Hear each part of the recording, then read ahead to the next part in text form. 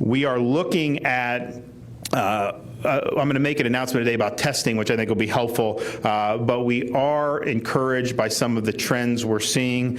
We continue to see a downward trend in visits to the emergency department with people with COVID-like illnesses. We've seen a peak in COVID-positive patients that are hospitalized statewide happen the third week of July. We've continued to see that census decline, and I think that is consistent with what they've seen here at Broward Health.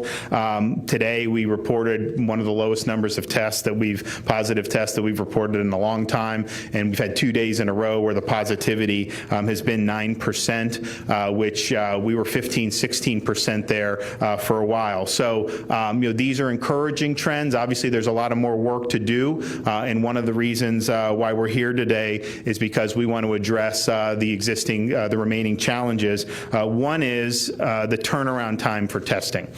When we started going to expand testing in May, we thought that if we could get up to 35,000 tests a day, that would really, really be doing well. Remember, in March and April, we were doing 7,000, 8,000, 10,000 tests a day.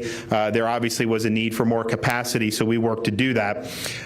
We have done a lot more than just 35,000. We typically will get in roughly 100,000 test results in a given day. You're also seeing more and more testing throughout the country. The result of that has been turnaround times at a lot of the commercial labs have just been moved to the right more and more. You have longer wait times. Obviously, if you're somebody that is symptomatic and you don't get your results back for 7 days, that is not helpful. For our asymptomatic test takers, if it takes 7 days, then the test is basically useless at that time, because even if you were infectious at the minute you tested, by the time you get it back, you probably haven't been isolating anyways, and you're likely to not be infectious on the back end of that. And so increasing the times is something that we're looking to. So, I asked Jared Moskowitz to make some changes to try to do that. So starting tomorrow, we're going to have some real positive changes. We're actually going to convert 2 of our sites in Miami-Dade County, the Marlin Stadium and Hard Rock Stadium, to exclusively 15-minute antigen tests.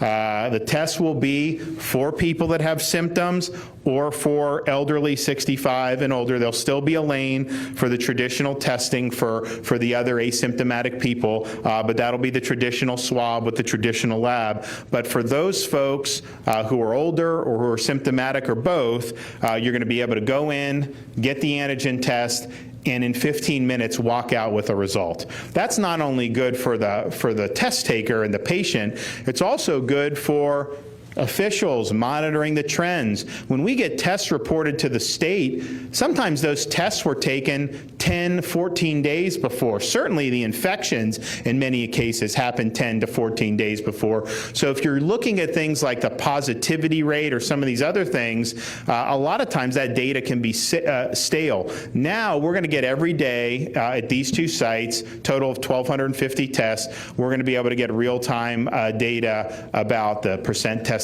positive, the number of people testing, and so I think it'll be really, really good. People want to know and want those results back. Every other drive-through site throughout the state of Florida, we are going to have symptomatic lanes. This will be people that are experiencing coronavirus symptoms or 65 or plus or both, and they will be able to self-swab. So they self-swab. We have relationships with certain labs that once we get them the swabs, we usually get a 24-hour turnaround from the time the lab receives it. So if we can get it to them as quick as possible, they typically turn it around well. This will be, I think, very good. So it's not going to be 7 days, which is what's been happening. So hopefully it'll be, more of a 48 to 72-hour window, which I think is a big deal when you're talking about this. And of course, there will be a lane for people who are asymptomatic. We're also going to offer at all these sites antibody testing.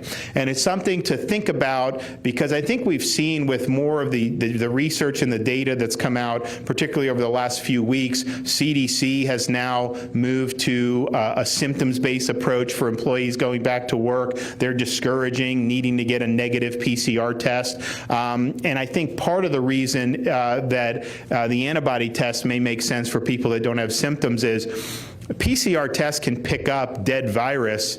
CDC says up to 12 weeks, but certainly we know people, who have tested positive for days and days beyond the 14-day period. That's not an uncommon thing. So if you're asymptomatic and you're testing, we really can't tell you for sure whether you have live virus, once we get those results. Now, some people still may want to do PCR. It's going to be there, but the antibody test, will be able to tell you whether you have the antibodies and whether you have been infected. And if you have IgM antibodies, then you likely had a more recent infection. If you have IgG antibodies, likely were infected a little bit further back in the past. So that's very valuable information for people to know whether they have the antibodies. And what we've seen is, since we opened up antibody testing to the general public, we used to do it for the healthcare workers and for the first responders. We've opened it up. We've seen the antibody rates increase throughout Florida, and some days we'll test 15, 16, 17% of the test takers